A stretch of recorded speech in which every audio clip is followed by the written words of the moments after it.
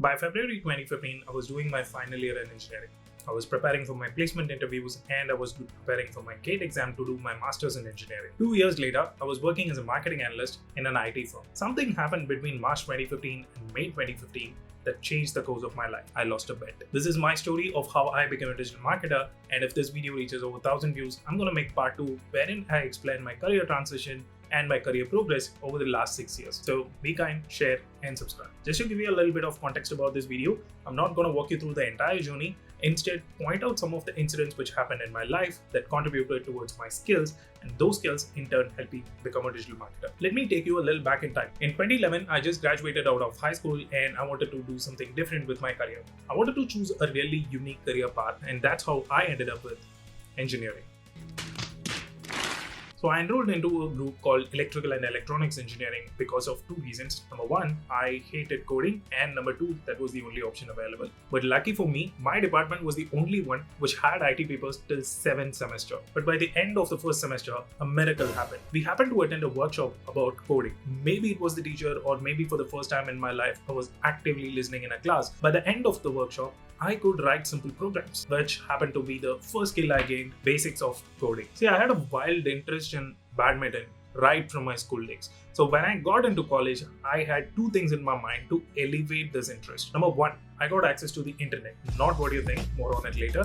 And number 2, I got myself enrolled in a professional training badminton club, wherein they coach you to become like proper players. So I used to spend my mornings in college thinking about badminton, and then I used to get home, play badminton in the evening at the club. This was my usual routine, and to improve my skills, I started watching a lot of YouTube tutorials. And that is how I discovered YouTube actually pays creators if you make videos.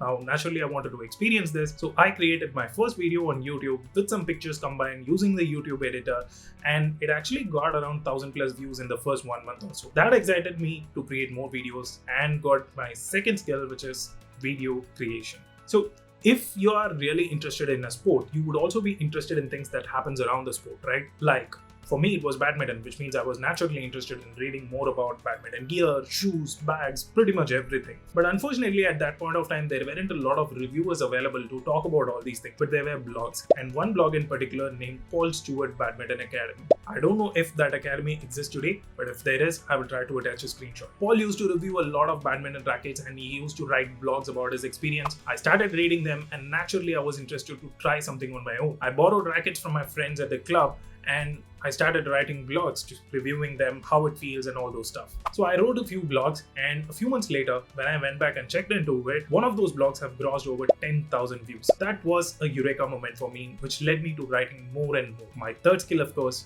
writing. And this is probably the most important skill, I would say. So in addition to reading blogs and other stuff, I was also following badminton completely on social media. My entire timeline used to be filled with badminton updates. One page in particular called Badminton World had a few thousand fans and was really popular at that time. Posted an update saying that they need admins in order to manage this page. Naturally, I sent them a DM saying that I'm a player, I have experience, I have all this knowledge, I've been reading blogs, I write blogs. So make me the admin. And they said, yeah, come on board, let's try it out. So I started working the page. I used to signature all my posts with #RK, and that page actually went from a few thousand fans to crossing 100,000 plus fans. That was a huge moment for me. And once I stopped working there, I came out and I started my own page called Badminton Maniacs. And I grew this page from 0 to 10,000 plus fans at that time. This was also the time when Facebook was blessing people with their organic results. So lucky for me. Now, when I was growing this page, I want to do it a bit more faster. So I also used to run some ads in order to promote these content to more people. And that's how I got into social media marketing. I just want to remind you,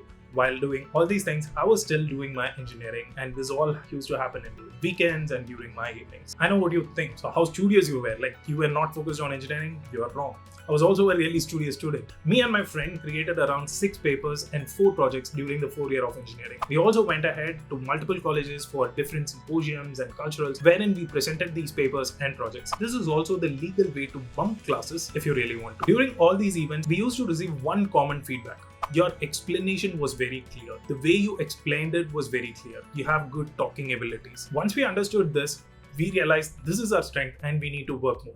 I had a friend who was very strong technically, and I was the one who would do all the talking because somehow I was natural and people also acknowledged the same, which actually led to my fifth skill, public speaking. So all these things were happening, and by the final year, like I said, by February 2015, while I was preparing for my GATE, I had a badminton partner in my club. So all these partners were not exactly students like us. There would also be members who are actual businessmen in their 40s and 50s who would play with us. One of the person was really close to me, and he was asking me like, what are you planning to do about your future and stuff? And I was telling him that looking for jobs, and also I'm preparing for my master's in engineering. And he said, no, you should be doing an MBA. I was like, what is an MBA? Why should I even think about it? Like, engineering is the best, and my dream job was to work in DRDO. In case you don't know, just Google it. But then he said, yo, have some natural tendency, and I think doing an MBA would suit your style more, and just go ahead and check it out. We had this conversation for a week. I went ahead, did my research and everything, and then came back and said, dude, MBA is like really costly. Do you know that IIMs, like for a period of 2 years, it used to cost around like 30 lakhs, and I don't think I can afford that at this moment. I just want to go ahead and earn some money. And this is when the important bet happened. He said, look, if you manage to score above 95% in your CAT exam,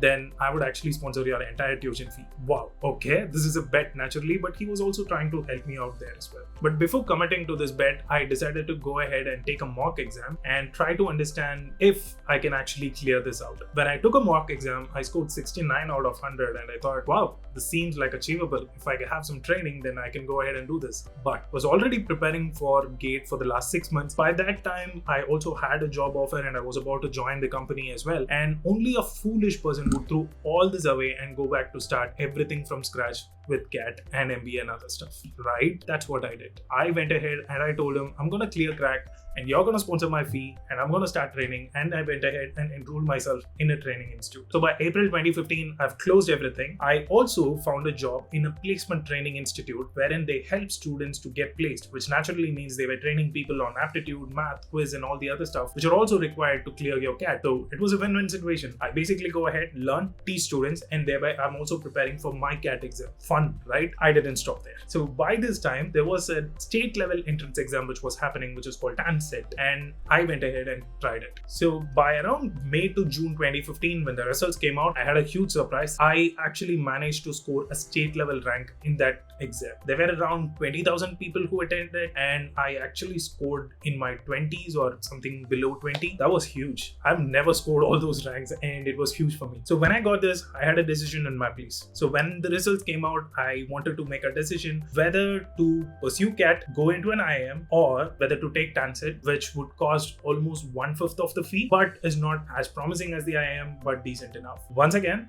I let go of all my CAT preparation, and I decided to do my MBA with the TANSET exam. Do I regret it? I don't think so. I think it's probably good. Anyway, move forward. So basically, that's how I transferred from engineering into MBA. All these things happened. I was preparing for my GATE. I wanted to win a stupid bet, so I just got into MBA. And during that, made a mistake, got into another entrance, scored. So that was me. By around August 2017, 6 months ago, a person who had no clue about MBA was sitting in an MBA classroom in one of the most prestigious institutions in the state. So I majored in marketing during my MBA, and in second year, I also got placed in a company, and I was wondering what else should I do during the rest of my MBA program. So I remember telling myself this thing during those times where if getting a degree and getting placed is your only goal in college life, then you're just fooling yourself. So I decided to do something more, which is have more fun. But having fun also requires money. So me and my friends joined together and came up with a new business idea. We decided we will run classifieds on the Xerox copies which students would take. The brands would pay for the photocopy, and the students would simply get it for free. Advertising works. Simple, right? We call that ad hocs. Now, to get clients for this, we simply went into all the stores nearby. We walked into each one of those stores and we spoke to the person. Some of them were okay. They were just giving us green signal straightforward. Some of them were really hasty. They said, why would you even come and get out? And some of them had a lot of questions which drilled down and just made ourselves think about this business model entirely. But this is probably the most important skill. I think I said this for writing as well, but this is probably another important skill which I learned during this tenure. It's called sales. Walking into all these stores and selling to them one-on-one directly, that's a whole new experience you should definitely get in your life. And while doing this, in addition to it, there was also an incubator next to our college, and we approached some of the startups who were there in the incubator, checking with them if we could help you solve any of the business problems and in turn get paid for that. And one of them agreed. They said, we want to conduct some events across different colleges. Would you be able to help out? And we said, okay. So right from approaching these colleges, conducting these events for 3 or 4 days, and then bringing in sponsors for these events, all were taken care by us. And that was another great experience. And should event management be a skill?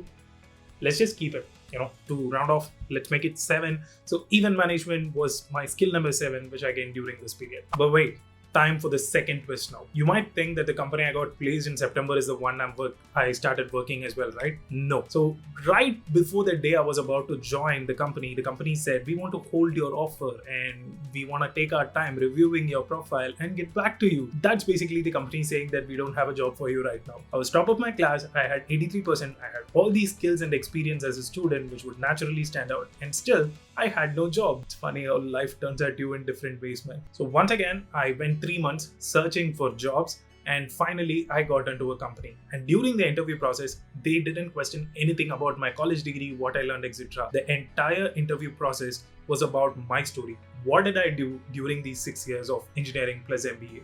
I told them all the stories which I just told you guys, and they were impressed. Surprise. Not just they were impressed, they were also ready to pay me a little extra than they were offering for other freshers at that point of time. 2 important takeaways for you from my story so far.